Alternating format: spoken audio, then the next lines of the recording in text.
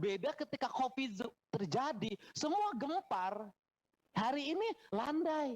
Nah, ini yang menjadi bahan perhatian, sehingga rapat ini saya inginkan menghasilkan sesuatu yang nyata, ada langkah konkret, ada langkah vaksin itu yang harus menunggu regulasi yang panjang, tapi dalam jangka pendek apa yang harus dilakukan? Jangan sampai pas nanti divaksin sapinya udah nggak ada. Ya ngapain? Nanti nyiapin vaksin 18 juta ekor, pas divaksin sapinya tinggal 100.000. Nanti kita buang duit vaksin lagi. Nah, ini kan rumusan-rumusan ini yang harus tepat, ya kan? Karena ini bicara ekonomi rakyat kecil. Bicara orang, saya boleh lihat tayangan video saya, tiap hari seorang bapak memikul 6 karung rumput, bangun jam 4, jam 6 dia sudah nyabit bersama istrinya, jam 10 seluruh 6 karung itu sudah ada untuk sapinya, jam 11 dia ke sawah. Harapannya nanti dari marobati itu dia dapat untung dari Idul Adha. Kalau ini menerjang dia, maka seluruh keringatnya yang dia memikul 7 karung setiap hari itu, dia sia-sia oleh apa? Negara yang lalai, para pemimpin yang lebih penting pergi ke luar negeri dibanding nengok rakyat kita.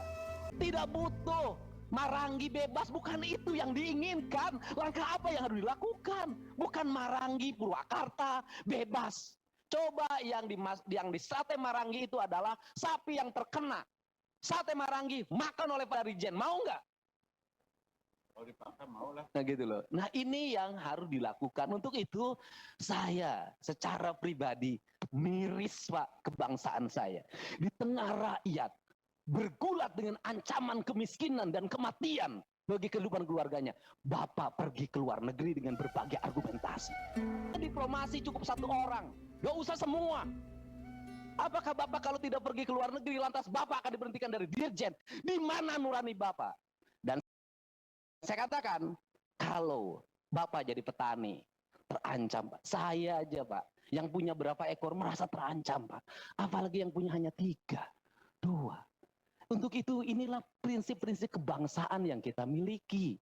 Inilah sikap nasionalisme kita, keberpihakan yang nyata. Ini yang harus dilakukan. Untuk itu saya minta hari ini ada hal yang nyata. Apa yang dilakukan terhadap yang sudah kena, apa kompensasi buat petani, kemudian apa yang harus dilakukan untuk membersihkan lintasan-lintasan ini akan terbebas dari penyakit ini, PMK ini, dan apa yang harus dilakukan terhadap yang masih sehat. Prinsip dasar ini yang harus dilakukan dan harus konkret, besok harus sudah action, tidak lagi kita ribut dalam setiap hari, dalam perdebatan panjang yang tidak ada arti. Selama kita berdebat, ada ribuan yang terpapar. Terima kasih.